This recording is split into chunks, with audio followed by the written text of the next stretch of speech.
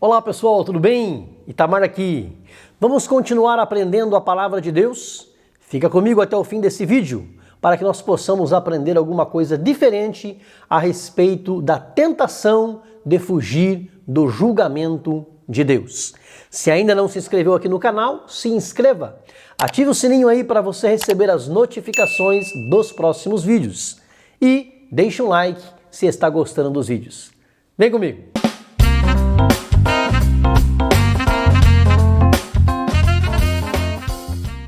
O profeta das lágrimas, das lamentações, Jeremias, bem antes de nascer, já havia sido escolhido por Deus para ser um profeta em um período muito crítico de Israel. A nação estava dividida, com uma crise política e econômica, guerra internacional, e pelos muitos pecados de Judá, também havia uma crise espiritual instalada. Por isso, a nação seria levada ao cativeiro.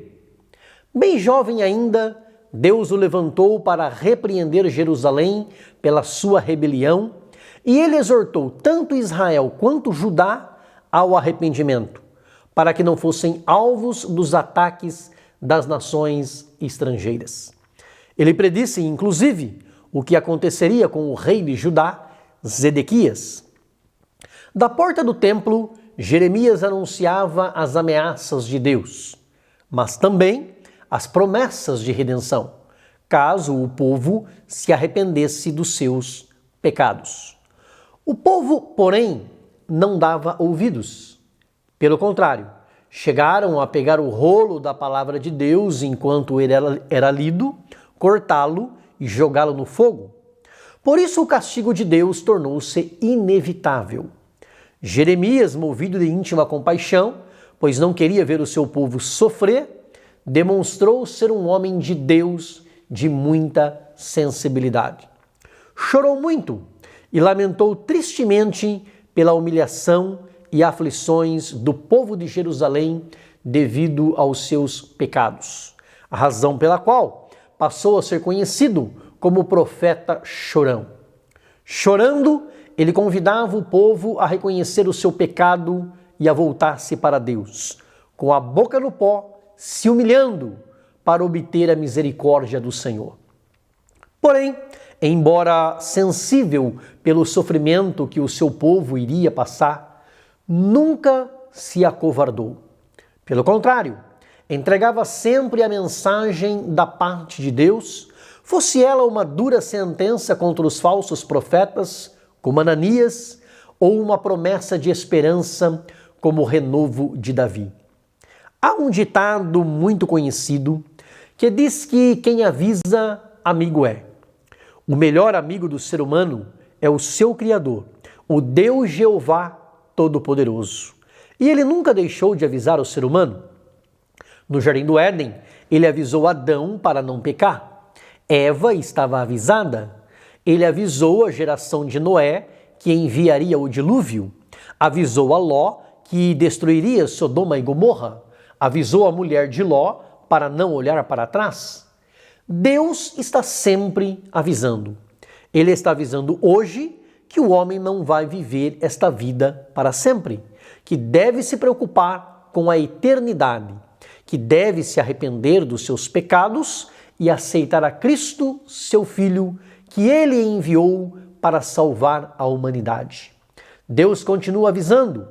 Deus usou o profeta Jeremias no capítulo 10, versículos 2 a 5, para falar contra os ídolos que Israel estava aprendendo a adorar com as outras nações. Todas as vezes que o ser humano deixa de adorar ao Deus Jeová para adorar qualquer outro ídolo ou Deus, está praticando adultério, prostituição espiritual.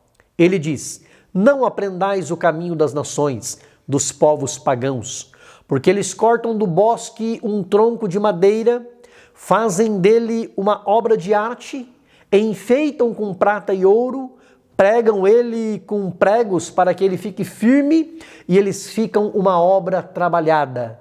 Mas não podem falar, necessitam de que alguém os carregue, porque não podem andar, não podem fazer mal e muito menos bem para ninguém. O profeta Jeremias profetizou contra Judá, que havia violado o pacto com Deus, que havia dito: ao Senhor teu Deus adorarás, e somente a ele servirás. Como o profeta Jeremias falava a verdade da parte de Deus, fizeram uma conspiração contra ele. Prenderam-no em um tronco de madeira, colocaram ele na prisão, jogaram ele em um calabouço, uma prisão subterrânea. Ele correu perigo de morte ao profetizar que o templo e Jerusalém se tornariam em ruínas. Porém, mesmo perseguido, ele não deixou de anunciar a palavra de Deus. Palavra esta que se cumpriu com o país sendo devastado pelos inimigos. O povo ainda tentou escapar do julgamento de Deus, tentando fazer aliança com os egípcios para se livrar da Babilônia, contra a exortação de Jeremias. E Deus condenou ainda mais esta tentativa de escapar do julgamento.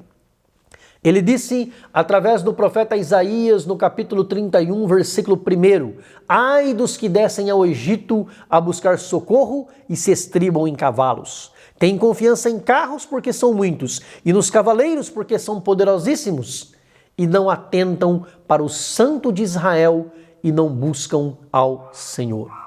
Inclusive, levaram Jeremias junto para o Egito, e ele profetizou que o Egito também cairia nas mãos da Babilônia.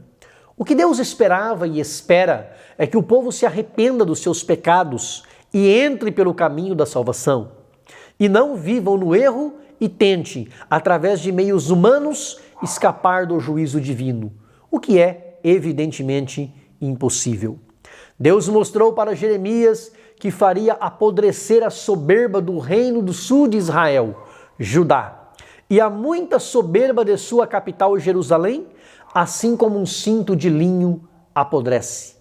O profeta amava o seu povo e tentou interceder a Deus em seu favor, mas foi em vão. Quando o pecado chega no limite para Deus, não há outra coisa a não ser o juízo.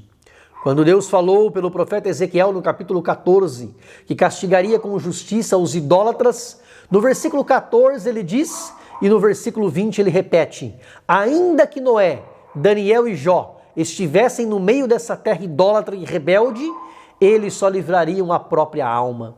Deus não pouparia a terra. O pecado para Deus tem limite.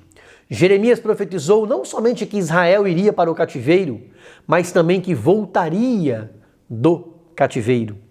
Iria para o cativeiro em uma terra desconhecida para servir a um povo estrangeiro, porque, como ele escreveu no capítulo 17, versículo 1, o seu pecado estava gravado no seu coração e confiou em si mesmo e na ajuda do Egito, em vez de confiar no Senhor Deus Todo-Poderoso.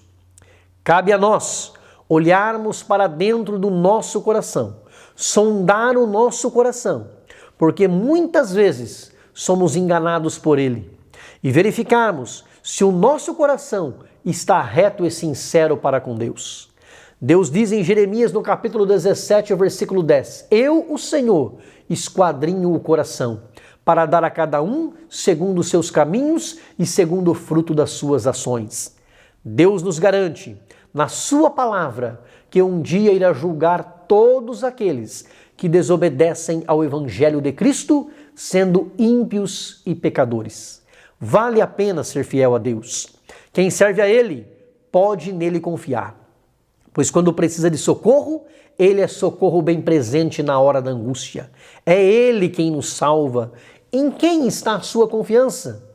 Não tenha dúvida, a palavra de Deus é clara. Ainda hoje o que Deus espera desse mundo imoral que nós vivemos é o arrependimento.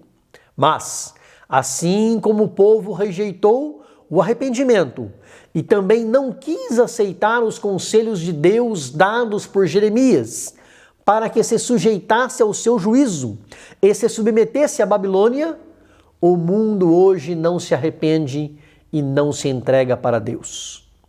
Deus usa Jeremias para falar do contraste entre quem confia nele e quem confia em si mesmo e em outras pessoas.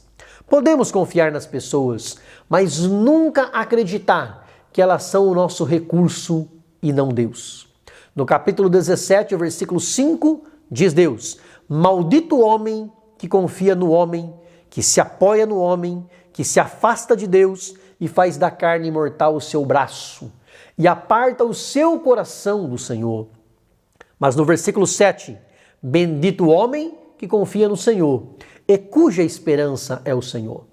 O versículo 6 diz que o primeiro morará nos lugares secos do deserto, em uma terra salgada e inabitável.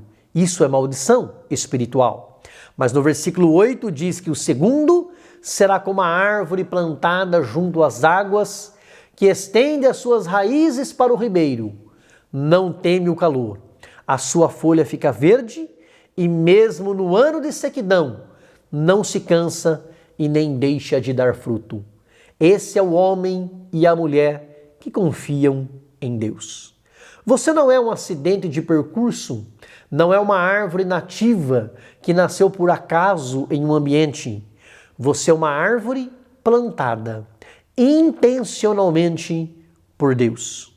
Por outro lado, maldito é uma palavra forte. Ninguém quer ouvir. As pessoas só querem ouvir sobre bênçãos. Mas nunca é demais lembrar: as bênçãos de Deus são reservadas para quem obedece a Ele e a sua palavra. Israel deveria seguir o exemplo de obediência dos recabitas. Quem obedece vive de glória em glória, mas quem desobedece, de abismo em abismo. Como nosso Deus é um Deus de misericórdia, assim como um oleiro pega um vaso quebrado e faz dele um vaso novo, Deus também restauraria o seu povo destruído em uma nova nação após 70 anos no cativeiro. Deus não falha. Babilônia também caiu. Ele sempre age quando entende que deve agir. Porém, antes dele refazer o vaso, a botija, ele mesmo o quebraria. Israel pagou o preço por ter confiado em ídolos e em alianças com povos ímpios. Jerusalém, uma fortaleza, foi cercada, tomada, arruinada e destruída por Nabucodonosor, exatamente como Jeremias havia anunciado. O povo passou fome. Todas as classes de pessoas sofreram, desde a nobreza até os mais pobres da terra. Até mesmo a casa real de Judá, a nobreza jovem, foi levada para o cativeiro. Nabucodonosor matou os filhos do rei Zedequias diante dele. Matou todos os nobres de Judá que não haviam sido levados para o cativeiro. Arrancou os olhos de Zedequias e o levou prisioneiro para a Babilônia. Mas por providência de Deus, ele poupou a vida do profeta Jeremias. Nesta ocasião, o capitão da guarda, Nebuzaradã, lhe disse: se você quiser vir comigo para a Babilônia, você vem. Mas se não quiser, também não precisa. Deus deu a oportunidade de ele escolher, porque ele permaneceu fiel. Ele ficou em Mispa com Gedalias. Depois, Gedalias foi assassinado. Ele não foi para a Babilônia. Deus restaurou Israel, mas nem todos desfrutaram desta restauração. O Senhor fez separação entre figos bons e figos maus. Os bons voltaram para a sua terra, mas os maus foram destruídos no cativeiro. Jeremias foi um homem de Deus. Ele não abandonou o seu povo, mas nunca deixou de falar a verdade. Mesmo passando por tudo o que passou, continuou profetizando contra várias nações, como os filisteus, moabitas, edomitas, contra Damasco, a Arábia, os elamitas e, por fim, a própria Babilônia. Ele escreveu uma carta de encorajamento para os cativos da Babilônia, para que eles não perdessem a fé no Deus Todo-Poderoso. Que Deus guarde o nosso coração, para que conservemos a fé nele sobre todas as coisas. Ele conhece o coração de cada um. Nunca nos esqueçamos dos exemplos que Deus nos deixou na sua palavra para que possamos receber não os males, mas os bens da parte de Deus. Se você concorda que esta mensagem é de Deus, dá um like, clica no joinha e escreva no comentário "Eu concordo". Deus te abençoe, grande abraço, beijo no coração, fica com Deus.